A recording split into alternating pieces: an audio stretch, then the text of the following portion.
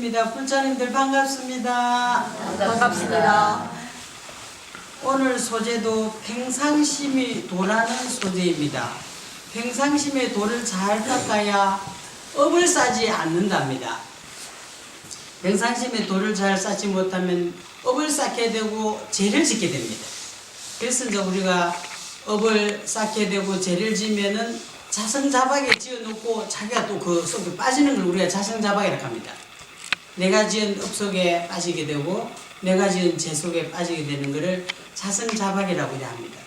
자, 그에 비유해가지고 우리 그 연세가 한 70 정도 넘으신 이자 부부의 이야기입니다. 젊어서 만나가지고 너무 열심히 살았어요. 농사도 짓고 열심히 살면서 아들을 삼형제 낳아가지고 맹문 대학을 다 가고 너무 재미있게 사는 거예요. 그런데 자기 자식 자기한테 또 쓰는 게 참으로 전략하겠습니다. 좋은 말로 전략이지. 세월이 이제 몇십 년 흐르고 아이들이 대학을 졸업하고 그때부터 이제 행복해야 되는데 그때부터 이제 내가 지어난 업 속에 자성자박으로 빠지게 됩니다. 그럼 내가 무슨 업을 지었느냐? 자기가 열심히 하고 열심히 사는데 자기가 먹는 것도 아깝다 이 말입니다. 고기 사 먹고 싶을 때도 참고 전략하고 이렇게 살아온 집안에 제사가 있으면 그 돈도 주기 싫어. 그게 아까운 게 아니라 자기 먹는 것도 아까운데 그 돈을 한부대로 그걸 주겠습니까? 5만 원, 10만 원도 자기한테 너무 아까운 거야. 그러다 보니까 친구도 없습니다. 이웃 간에 집안 간에 베풀미 없으니까 그냥 얼굴만 보지 마음으로는 전부 단절된 생활. 그런 생활이 이제 수십 년이 흘러가다 보니까 이 부부가 만나기 전부터도 각자가 성품이 그래 했겠죠. 그러니까 이제 만나는 것도 자기 업 때문에 그렇게 만나게 됩니다. 그래서 이제 내가 써난 내 업에 덫에 걸리게 됐습니다. 아이들이 하나도 풀리는 게 없어. 큰아들만 이제 결혼 생활을 하고 공무원으로서 직장을 잘 다니고 있지만은 큰 명문대학을 나온 아들 둘이가 폐인이 돼버렸어. 그래서 이제 베푸는 게 연습이 되어 있지 않는 사람한테 그 연습을 가르쳐 주면은 아이고 저번에 저래서 돈만 바른대.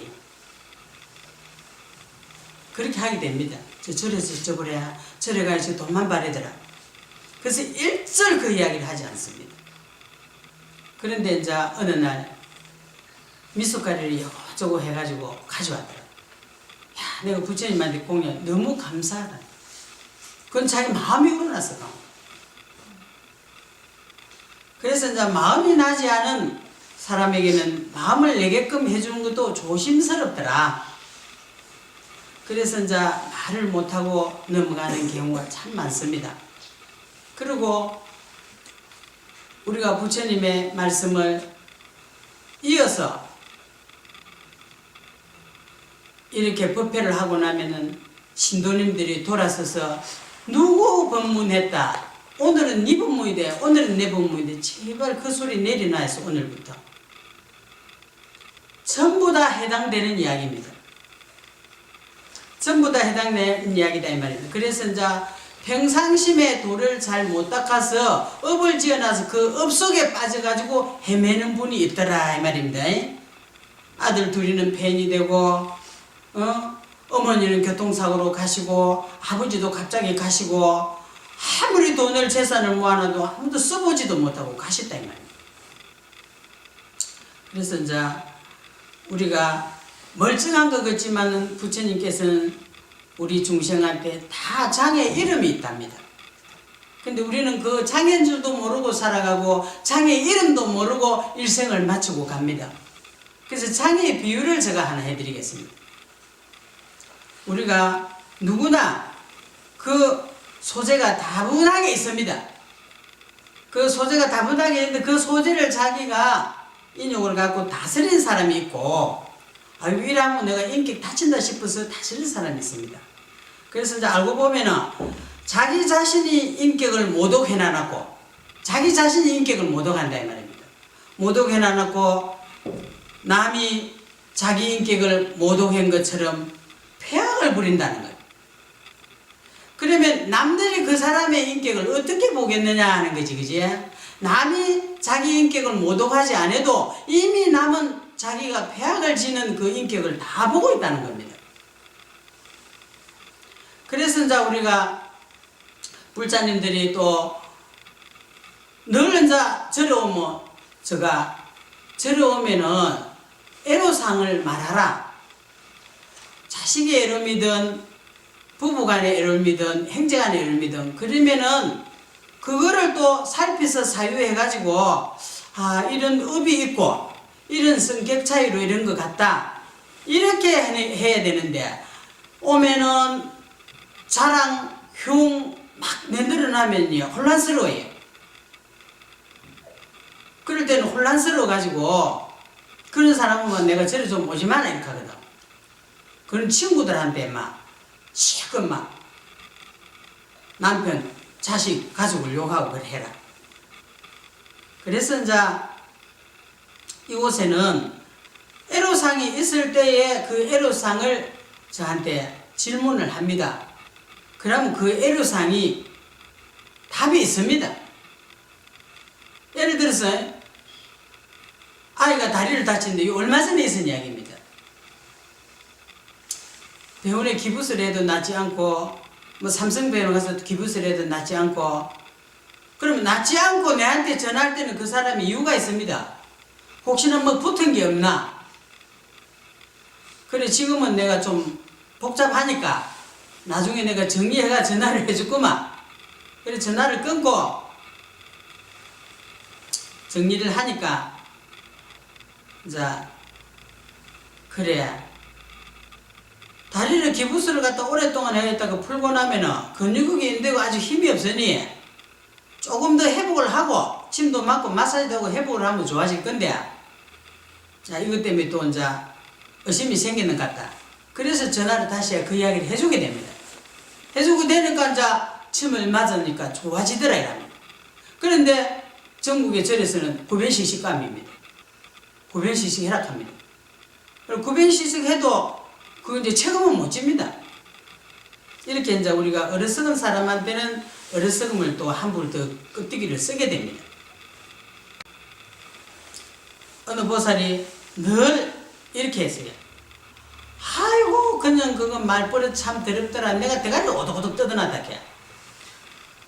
그 새끼 그게 아무런도 모르고 말버릇이 내가 뺨을 치다는 거야. 이걸 갖다가 우리가 이제 우월감이라고 합니다. 자기 마음에 저거를 뺨을 치야 되겠다. 대가리를 오독오독 뜯어야 되겠다 하면 자기는 대가리를 뜯고 뺨을 때린 겁니다. 그러니까 자기를 갖다가 이제 나는 이런 사람이라 하는 걸 이제 계속 반복해서 다른 사람한테 그 정신을 심어주는 게 이제 그걸 갖다가 우울감이라. 그게 심하면 저거는 우울감을 가진 장애잖아. 이렇게 말합니다.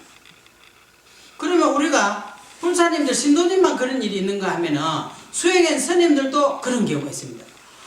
아이고 내가 어제 말이지 어느 큰 비구니하고 말이지 내가 산책을 하는데 비구니가 내한테 이거를 질문했다. 수도님도 내를 쫄쫄 따라다니고 이거를 질문했다. 그것도 또 우울감입니다.